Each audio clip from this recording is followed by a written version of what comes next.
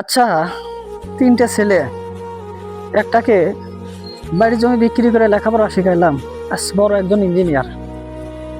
আরেকটা ছেলেকে গরু বিক্রি করে লেখাপড়া শিখাইছিলাম, সেই ছেলেটা বড় একজন ডাক্তার। কিন্তু সব ছোট ছেলেটাকে হাফেজ বানাইলাম, তেমন কোনো অর্থ খরচ হয় নাই। কিন্তু আজকে তিনটে ছেলেকে পরীক্ষা করব, দেখি কে আমার উপকারে আসে, কার লেখাপড়াটা সার্থক হয়েছে। তিনটে ছেলেকে ডাকি, এদিকে আসো তো।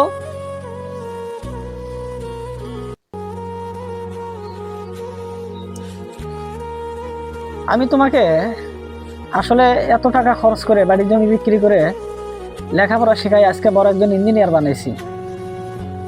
তো আমি তো বাঁচবার কয়দিন, বয়স বেশি নাই। আমি যদি অসুস্থ হই, তুমি আমার জন্য কি করতে পারবে? যত টাকা লাগে আমি ব্যয় করব। আমার তো আর টাকা পয়সার অভাব নাই। ঠিক আছে, এটাই শেষ কথা। জি, এটা আমার শেষ কথা।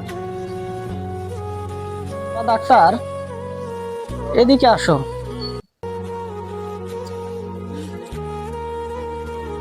বসো। আচ্ছা, তোমার বড় ভাই ইঞ্জিনিয়ারের কথা শুনলাম, তো তোমার কথাও শুনতে চাই।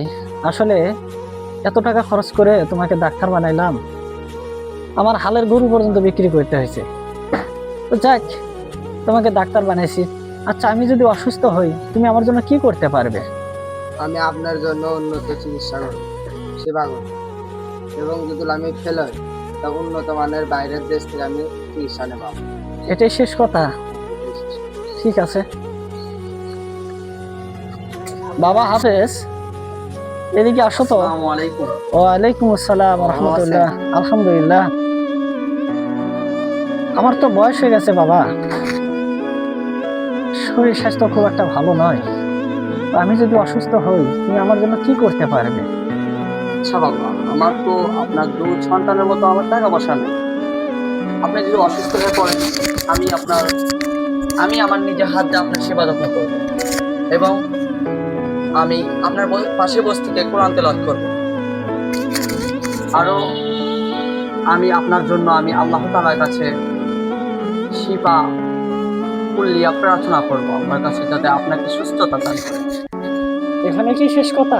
না বাবা, আমি নিজে আপনার জানাজার নামাজে ইমামতি করব।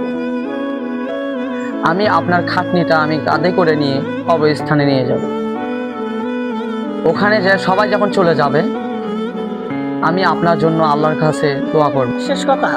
না বাবা, যেদিন হাসরের ময়দানে কেউ কাউকে চিনবে না, সেদিন আল্লাহ তাআলা যদি চান, আমি আপনাদেরকে সবাইকে সুপারিশ করে জান্নাতে নিয়ে যেতে পারবো।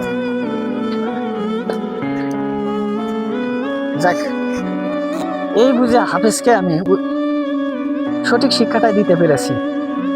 বাকি সবার জন্য যে অর্থ ব্যয় করছি, এই অর্থটাই মনে হয় আমার মিছে। আল্লাহ আমার মতো সকল মানুষকে সন্তান হাফেজ বানানোর তৌফিক দান করুন।